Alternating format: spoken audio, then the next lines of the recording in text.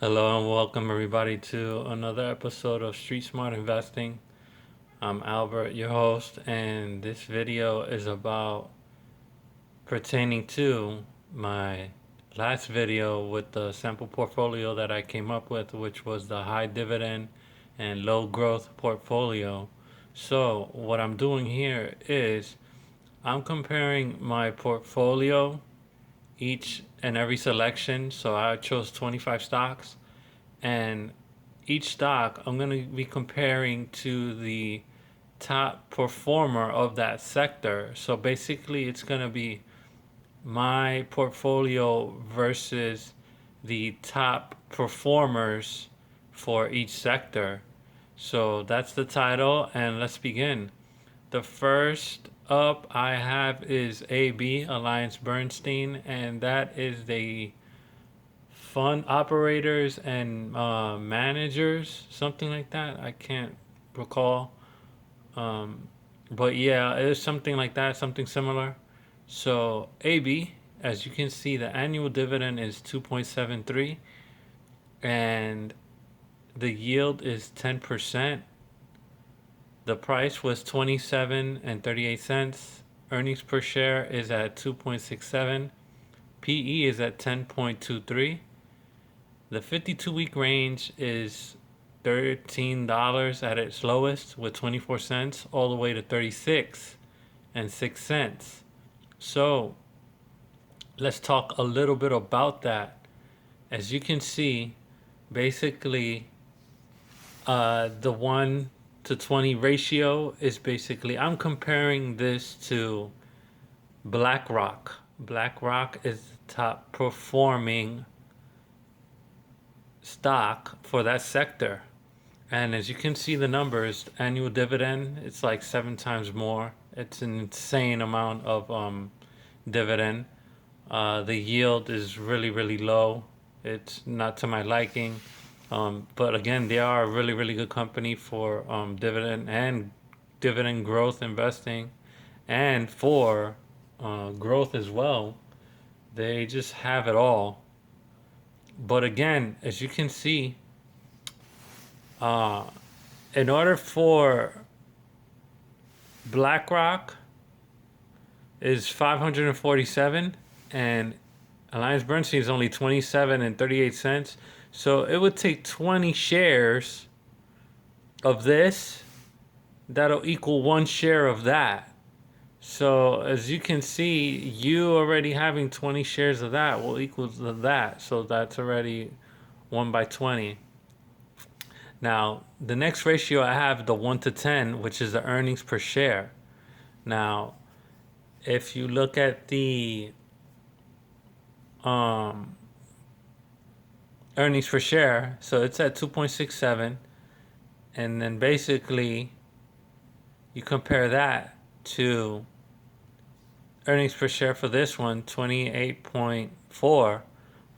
The actual number is 10.6, but I rounded it down to 10, so the ratio is actually 1 to 10, just to keep it simple.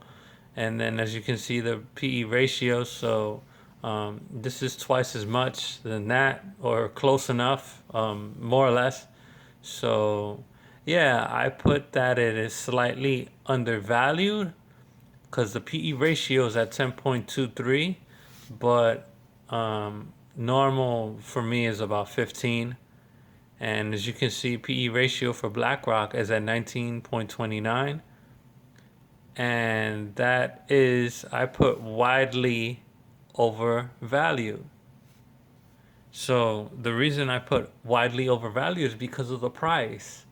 And those earnings are really, really insane. And they've been doing that for years. And that's the whole reason why I say it's widely overvalued. That's a company, BlackRock, I'm referring to. They've got bailed out not only in March, but beforehand in 2018, which that's when I started keeping my eye on them as to the watch list and stuff. I've had them on watch list for a while. But yeah, they're a really good company, but they're very, very manipulative in the stock market, and they have how can I say, like, they have high connections and in high places. So yeah, they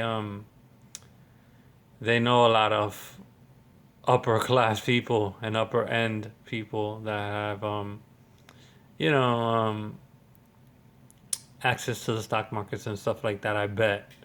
The reason I say that is because they're number one, not only for the fund operation managers, but they have connections to the Federal Reserve and all that. So that's why I say, like, they should have nothing to do with managing bonds for Federal Reserves and all that. They should only be managing themselves. But again, they manage federal stuff as well. So the 52-week range for BlackRock was $323.98, and the highest was at 609.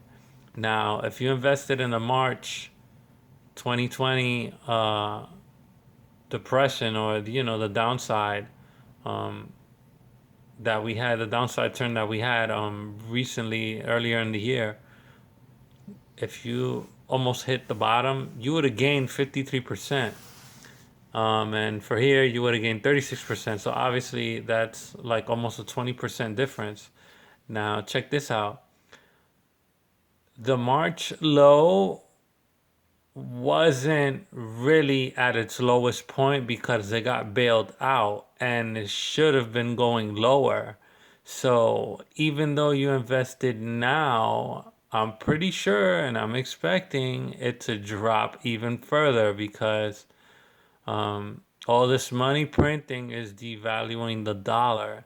So with that said, um, people think it's a good correction, and it's really not. We still have a long way to go for a really good correction, and people say, and it is pretty true, that the stock market does not equal the economy.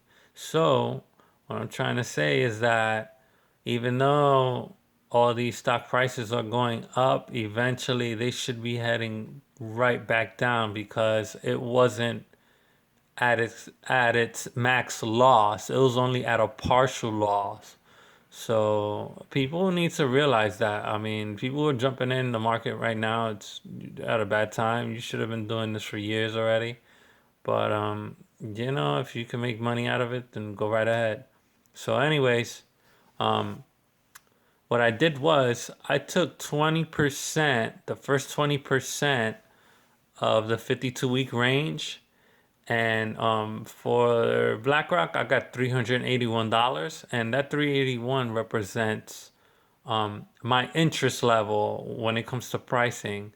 So, in order for me to be interested, just to take a look at BlackRock, it will have to hit a minimum of 381.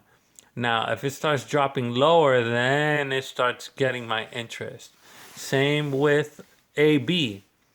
The 20% of that would be 17 and 85 cents. So, in order to get my interest off the 52-week range, that's the price that it would have to go to for me to be interested. Now, for the whole year, that's the estimation, 2.66, and they're right on target, and it's not the end of the year. So throughout the whole year, and including the bailout, they will have to get a growth percentage of 7.3%, and it looks like AB's on target. Now for BlackRock, they will have to get a 7.5% growth throughout the whole year, and they're estimated as at 29.91. That was off of Webull, and they are at 28.4. So those are just very, very high expectations. If they drop even just like 5% in any given day, it's insane, these numbers on BlackRock. So sorry, I got that crossed out. That actually says low cost and low growth. So the result of this was low cost and low growth versus high cost versus high growth. So that's pretty much it. So you can look at a high return, and you can look at a slow return. So basically slow growth and high growth. And again, that's just the difference: higher cost and lower cost. So those are the numbers that I have for you. That's the information I have for you today. And thanks for watching. I will see you in the next video, and I hope you enjoy this